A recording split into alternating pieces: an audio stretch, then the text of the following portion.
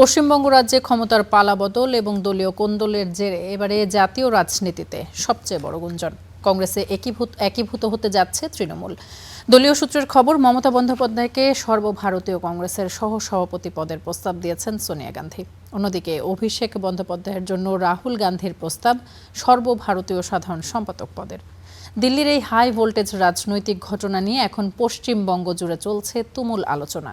প্রশ্ন উঠেছে, কংগ্রেস ভেঙে তৃণমূল কংগ্রেস গঠন করেছিলেন সেই মমতা বন্দ্যোপাধ্যায় কি আবারও পুরনো দলেই ফিরছেন?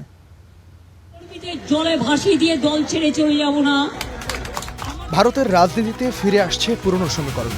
পশ্চিমবঙ্গে সাম্প্রতিক রাজনৈতিক পট পরিবর্তনের পর থেকেই চরম সংকটে রয়েছে তৃণমূল কংগ্রেস শিবির। মমতা বন্দ্যোপাধ্যায়ের মুখ্যমন্ত্রিত্ব চলে যাবার পর একদিকে রাজ্য বিধানসভায় তৈরি হয়েছে ৬০ জন বিদ্রোহী তৃণমূল বিধায়কের নতুন গ্রুপ, অন্যদিকে দলের ২৮ জন লোকসভা সদস্যের মধ্যে প্রায় ২০ জনই এখন বিদ্রোহ ঘোষণা করে বসে আছেন।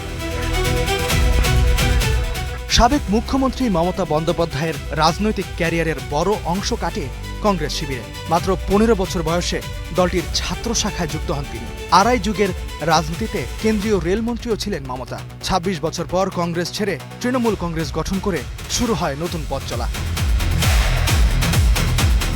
বর্তমানে তৃণমূলের চরম ভাঙনের মাঝেই শুরু হলো মমতার পুরনো দলে ফেরার গুঞ্জন। জানা গেছে, সোনিয়া গান্ধীর দেয়া সর্বভারতীয় সহসভাপতি পদের প্রস্তাব পাওয়ার পর সিদ্ধান্ত নেয়ার জন্য কিছুটা সময় চেয়েছেন তৃণমূল নেত্রী। আর এই জল্পনা নিয়ে বেলেঘাটায় তৃণমূল বিধায়ক কুণাল ঘোষের মুখে শোনা গেল রহস্যজনক সুর।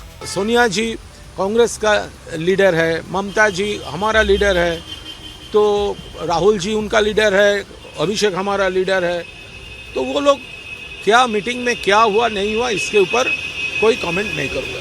একসময় পশ্চিমবঙ্গে মমতার কট্টর বিরোধী নেতা হিসেবে পরিচিত অধীর রঞ্জন চৌধুরীকে কিছুদিন আগেই প্রদেশ কংগ্রেস সভাপতির পদ থেকে সরানো হয়েছে।